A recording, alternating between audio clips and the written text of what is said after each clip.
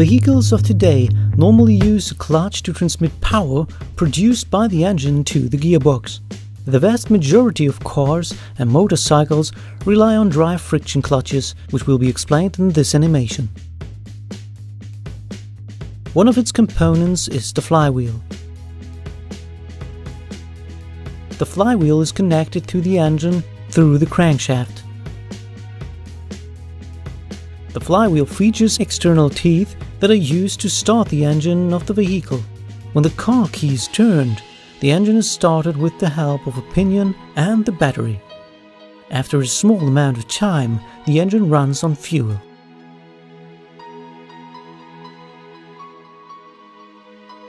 The flywheel is equipped with a friction surface. The clutch disc has friction surfaces too. When the friction surface of the flywheel and the friction surface of the clutch disc are brought into contact with each other, the clutch disc rotates.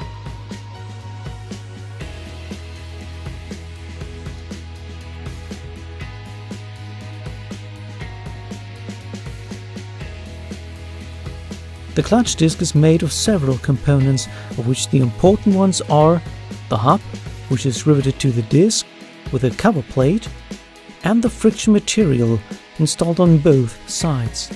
In the past, friction material was made of asbestos and other harmful substances. Today, friction surfaces are made of ceramics and substances that provide a high coefficient of friction.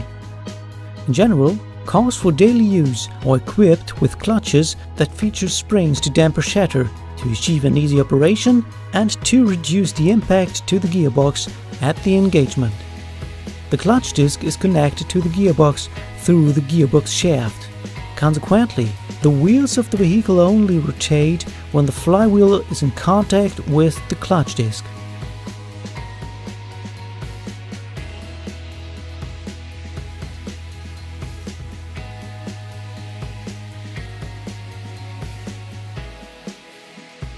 The pressure plate is needed for engaging and disengaging the clutch disc.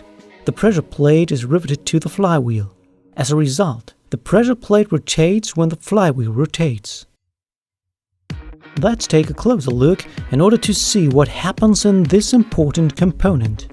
A clutch release bearing is positioned in front of a diaphragm spring.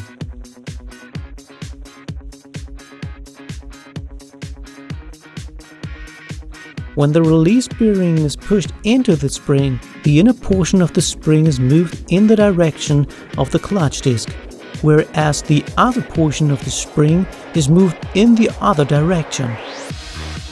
Consequently, the clutch is disengaged because the pressure disc is mounted in a flexible manner to the casing.